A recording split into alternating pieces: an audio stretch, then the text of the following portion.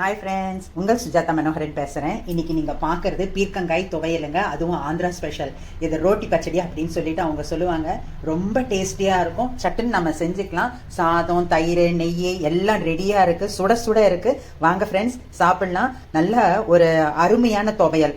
இது ஒன்று இருந்தால் போதும். இந்த ஒரு கப் துவையல் வந்து 2 பேருக்கு பத்தாது. ஏன்னா அந்த அளவுக்கு டேஸ்டியாக இருக்கும். ஒரு ஃபேமிலிக்கு அட்லீஸ்ட் ஒரு 2 பீர்க்கங்காவது போட்டால் தான் கணிசம் கொடுக்கும். அந்த அளவுக்கு டேஸ்டியாக இருக்கும். எல்லாரும் விரும்பி சாப்பிட்றதுக்கு இருக்கும். இல்லைன்னா பத்தாது. கண்டிப்பாக நீங்கள்லாம் செஞ்சு பார்ப்பீங்க. ரொம்ப வீட்டில் இருக்கிற இன்க்ரீடியன்ஸ் வச்சு தான் நம்ம செஞ்சுருக்கோம். கண்டிப்பாக வீடியோ பார்த்துட்டு நீங்கள்லாம் செய்வீங்க. வாங்க ஃப்ரெண்ட்ஸ், வீடியோ பார்க்கலாம். ஹாய் ஃப்ரெண்ட்ஸ், இன்னைக்கு நாம் இந்த பீர்க்கங்காய் வச்சு ஒரு ஆந்திரா ஸ்டைல் துவையல் செய்ய போகிறோங்க. நல்லா எவ்வளோ நீட்டாக இருக்குது பாருங்கள். இது 300-400 கிராம் வருது. இந்த துவையல் செஞ்சால் வந்து 2 காயாவது போடணும். அந்த அளவுக்கு டேஸ்டியாக இருக்கும். இப்போ நாம் இது தோல் சீவிட்டு ரெடி பண்ணிக்கலாம். பாருங்கள் ஃப்ரெண்ட்ஸ், நம்ம வானதி வச்சுருக்கோம். வானதி வச்சுட்டு இதில் நல்லெண்ணெய் ஒரு 1/2 ஸ்பூன் அளவுக்கு.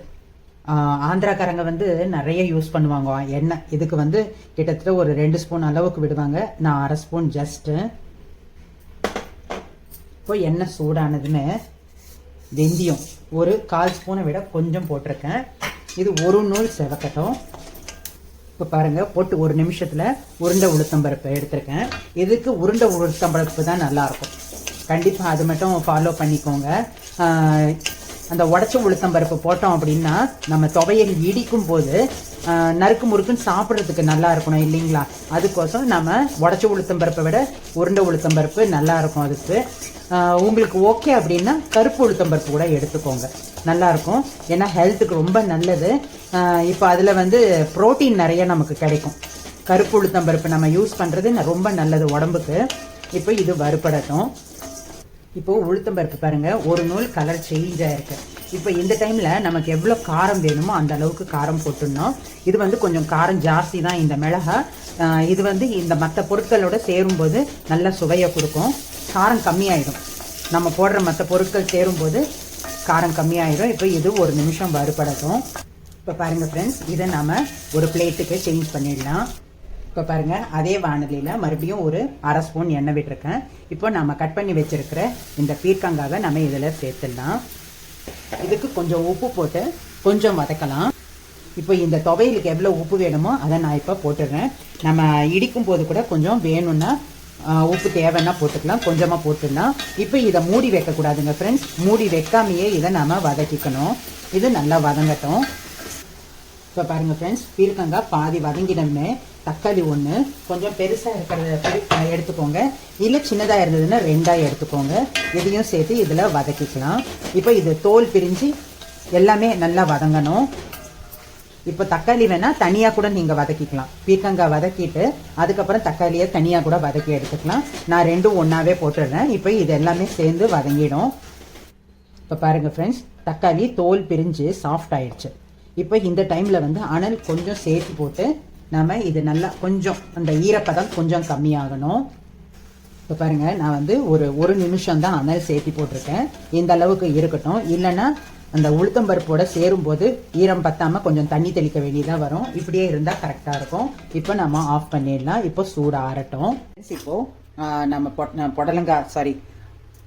இப்போ பீர்க்கங்காய் ஆறினதுமே ஃபர்ஸ்ட் வந்து நம்ம மிக்சியில் இந்த மிளகா உளுத்தம்பருப்பு எடுத்துக்கணும். அதோட கொஞ்சம் பூண்டு பல். இது வந்து நம்ம விருப்பம். நான் வந்து ஒரு மீடியம் சைஸ் ஒரு பூண்டு எடுத்திருக்கேன். இதை ஒரு சின்ன ரன் கொடுத்துக்கலாம். இப்போ நம்ம இந்த வதக்கி வச்சிருக்கிற காய் இதில் சேர்த்துடலாம். இப்போ நம்ம வந்து என்ன பண்ணணும் அப்படின்னா இதில் கொஞ்சம் தண்ணி விட்டு தண்ணி ஊற்றி வச்சிடணும். நம்ம இப்போ மறுபடியும் நாம இதுக்கு தாளிக்கணும் இல்லைங்களா? அதுக்கோசம் நம்ம இந்த வாண்டிலியில் தண்ணி ஊற்றி வச்சிடலாம். இப்போ கொஞ்சம் புளிப்புக்கு புளி.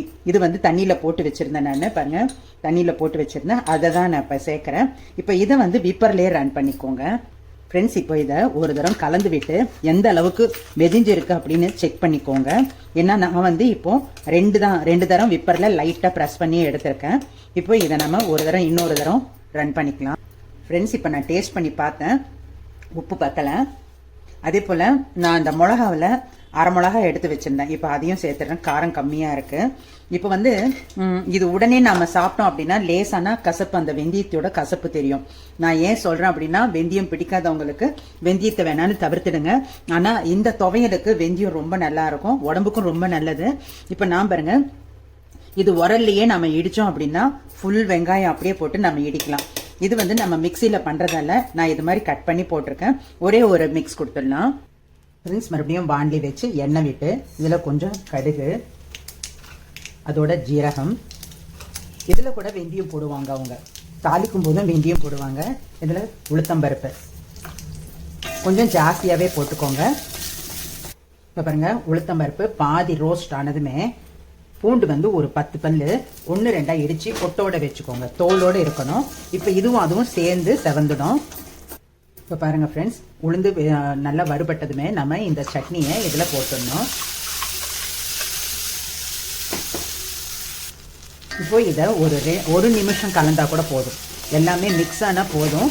இதுல வந்து எண்ணெய் சுத்தமா ஒரு 1/4 கப் அளவுக்கு எண்ணெய் விடுவாங்க. இதை எல்லாமே வறுத்ததுக்கு இதுக்கு எல்லாம் சேர்ந்து உங்களுக்கு விருப்பம் அப்படின்னா அந்த அளவுக்கு எண்ணெய் விட்டுக்கோங்க. இதுவே பாருங்க நல்லா உருண்டு வருது, நமக்கு போதும். இப்போ இதை ஆஃப் பண்ணிடலாம்.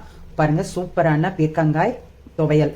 இது ஆந்திரா ஸ்டைலு. நம்ம எப்பவுமே பருப்போ துவையலோ அந்த தோல் மட்டும்தான் துவையல் செய்வோம். 99% எல்லாருமே இதில் அந்த பருப்பு குழம்பு தான் செய்வாங்க. இதை செஞ்சு பாருங்க, ரொம்ப டேஸ்டியா டெம்டிங்கா இருக்கும். அதுவும் இதை செஞ்சு முடிச்சதுமே உடனே உட்காந்து சாப்பிடுங்க. ரைஸ் நல்லா சுட சுட இருக்கு இப்போ எங்க வீட்டில். வாங்க எல்லாருமே சாப்பிடலாம். நல்ல ஒரு ஹெல்த்தியான டிஷ். இப்போ வெந்தயம் வந்து நாம போட்டது இப்போ ஃபர்ஸ்ட் டேஸ்ட் பண்றதை விட இப்போ வந்து கம்மியாயிடுச்சு டேஸ்ட். அது மாதிரி வெந்தயத்தோட டேஸ்ட் வந்து ஒரு 5-10 நிமிஷத்துலயே காம் டவுன் ஆயிடும். அந்த அளவுக்கு ஹெல்த்தியான ஒரு டிஷ். கண்டிப்பா செஞ்சு பார்த்துட்டு கமெண்ட் பண்ணுங்க. Thank you friends. This is from Sujatha Manoharan.